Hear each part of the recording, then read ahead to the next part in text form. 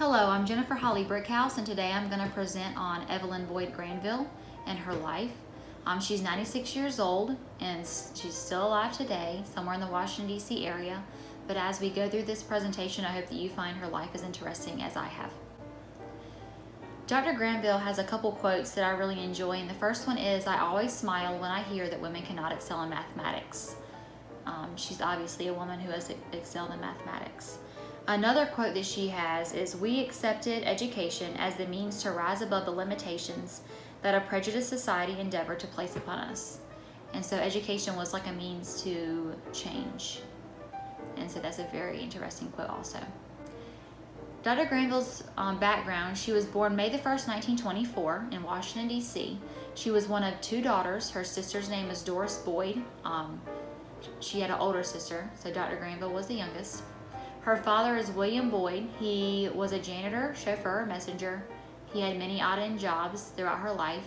And then her mother was Julia Boyd, and she was a secretary until she divorced Mr. William, and then she became a currency and stamp examiner at the U.S. Bureau of Engraving and Printing. Dr. Granville was a salutatorian in her junior high school, and she was one of 5 valedictorians at Dunbar High School. And if you look at the picture on the screen, in small print, it says, "The New Dunbar High School, Washington, D.C., the greatest Negro high school in the world." She did attend a segregated school. She was taught by very many doctorates. She had very many teachers who were doctorates, and I found this very interesting as I did some research. Any teacher back in that time period received the same pay. So there were many doctorates that taught at Dunbar High School because they would get the same pay as anybody in any other ethnicity. And so they received more pay working as a doctorate as a teacher than they would at other jobs with a doctorate. And so I thought that was very interesting. Dr. Granville went to attend Smith College, and the reason that she attended this school was because her aunt wanted her to go to a school in the Northeast. She said that she was one of the only black students at the school, but she never felt outcast. She always felt welcome, and she felt very comfortable there.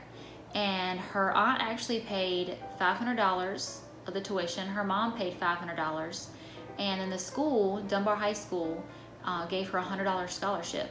So she ended up, her first year was paid for through her aunt, her mother, and Dunbar High School.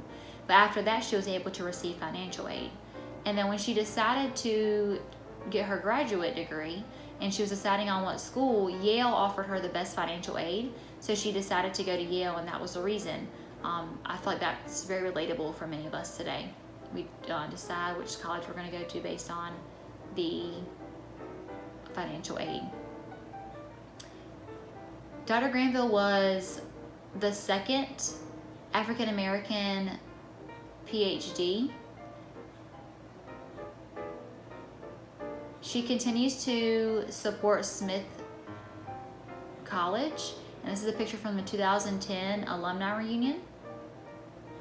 And then here is a picture of the 2000. Dr. Granville was assisted in presenting the Wilbur L. Cross medals during a commencement at Yale. Now, Dr. Granville had a very interesting career. As we go through this, going to be going through it a little bit quickly. She moved around a lot, and she always kind of ended up back in Washington, D.C., which I feel like she felt like was her home. And so she kind of jumped around a lot and had a very interesting career. As we go through this, you're going to find that Dr. Granville was actually one of the hidden figures, even though she's not portrayed in the video like some of the women were. She worked for NASA in other ways, and so she is a hidden figure in that regard. So Dr. Granville started out in 1949 at New York University, the Institute for Mathematics, as a research assistant and part-time math instructor. She then moved on in 1950 to assistant professorship at Fisk University in Nashville, Tennessee. So now she's already made this move from New York to Nashville. And from 1952 to 1955, She worked for the National Bureau of Standards in Washington, D.C. So she's made a third move under Missile Fuses Development, and this was renamed Diamond Ordnance Fuse Laboratories after she worked there. And then from 1956 to 1960, Dr. Granville began to work for IBM, which is International Business Machines. She programmed the IBM 650 using a language called SOAP, and she was also in Washington, D.C. for that job. She continued working with IBM, but she changed departments, and she started working for the Consult in Mathematical Analysis in New York City. So she made a move from Washington, D.C. to New York City. She got married to Mr. Collins, and they were married from 1960 to 1967. During that time, she moved to Los Angeles, California. His occupation was a minister in a community church. So during that time, she was a Computation and Data Reduction Center of Space Technology Labs. She was working on methods of orbit computation. And then in 1962 to 1963, Dr. Granville researched, she became a research specialist with Space and Information Systems Division of NAA. NAA is North American Aviation Company. From 1963 to 1967, she went back to IBM for a Federal Systems Division, Trajectory Analysis and Orbit Computations.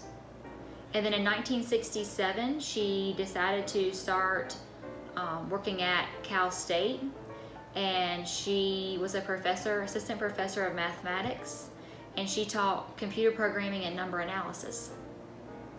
During this time, she had many things go on as she was working at Cal State.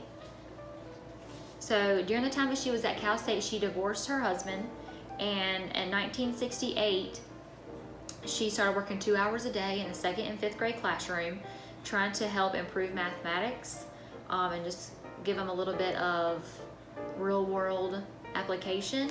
And then in 1970, she got married again to Edward V. Granville. He was a real estate broker, and they were married until his death. In 1975, she wrote a first edition of Theory and Applications of Mathematics for Teachers with the assistance of Jason Frand. The first edition was published in 1975, and the second was published in 1978.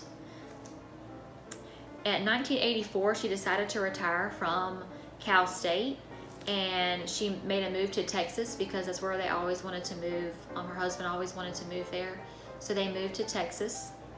And she joined the Van Independent School District to teach computer literature to the 8th grade. She didn't do that for very long. She only did it for 3 months. That's a very interesting story to me as she speaks. If you read her biography, she says that she did not have classroom management skills, and that she went to the head of the school and said, "I'm not happy, the students aren't happy, I don't think this is right for me, and I think that we may have made a mistake." And so I thought it was very nice of her and very neat that she was able to kind of just say, "This isn't for me, and let me just step away." I thought that was very interesting. In 1985, she began working for Texas College, and she was a teacher of computer science. She stopped doing that in 1988. In 1989, she was awarded the honorary doctorate by Smith College. She began working as a Sam A. Lindsay Chair at the University of Texas at Tyler, and she taught as a visiting professor.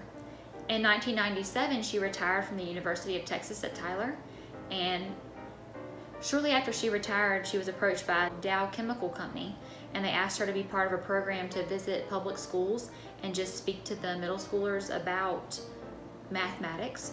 And so she did that until she was 75 years old. And then each summer after the year 2000, she worked with math teachers, helping them hone in their skills. In 1999, she was inducted into the Portrait Collection of African American Science Award.